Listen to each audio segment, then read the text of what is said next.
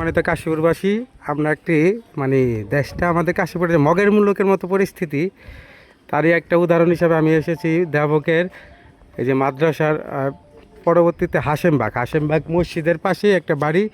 এই বাড়িটা হলো গিয়ে একজন পুলিশ কনস্টেবল যিনি রিটায়ার্ড করছে। তো মানে ঘটনাটা খুবই মানে ইন্টারেস্টিং যে একটা প্রকাশ্যে চাঁদা না দেওয়ায় বাড়ি লুট করা হচ্ছে। প্রকাশ্যে তার বাড়ি লুট করে ইতিমধ্যে সকল আসবাবপত্র নেওয়া হয়ে গেছে। এখানে খবর পেয়ে তাৎক্ষণিক ফতুল্লা থানার পুলিশ সদস্যরা আসছেন। বাড়ির যত মালামাল এই যে নিয়ে যাচ্ছিল। এখানে এই যে এই লেবার ছিল, এদের মাধ্যমে আর কি আসছে। একবারে পুরো বাড়িটা একবারে খালি করে ফেলছে, একবারে মানে খুব দিন দুপুরবেলা এরকম একটা ঘটনা যে খুবই দুঃখজনক। আমরা খবর পেয়ে ঘটনাস্থলে এসেছি। এখানে যাদেরকে কি করছে, এই তোমাদের এটা এই কে পাঠাইছে কে করতে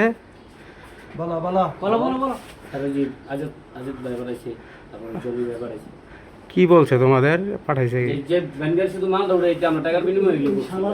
টাকার বিনিময়ে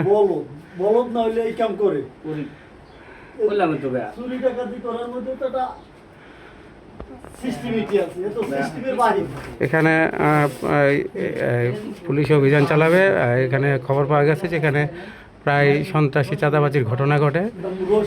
তো সেক্ষেত্রে এখানেও একটি অভিযানের প্রস্তুতি চলছে।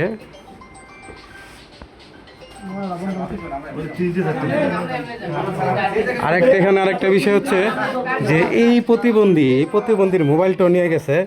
একটা প্রতিবন্ধীর মোবাইলও নিয়ে গেছে যে এদেরকে বাড়ি থেকে বের করার জন্য এবং মারছে। খুব ভয়ঙ্কর অবস্থা। খুব আসলে আমরা দেশের পরিস্থিতি, আমাদের এলাকার পরিস্থিতি কি এটা যে খুবই এমন একটা পরিস্থিতি যে প্রকাশ্যে চাঁদা না দেওয়াতে এখানে প্রকাশ্যে লুটপাট হচ্ছে। প্রাথমিকভাবে পুলিশ অভিযান চালাচ্ছে, পরবর্তী বিস্তারিত জানানো হবে।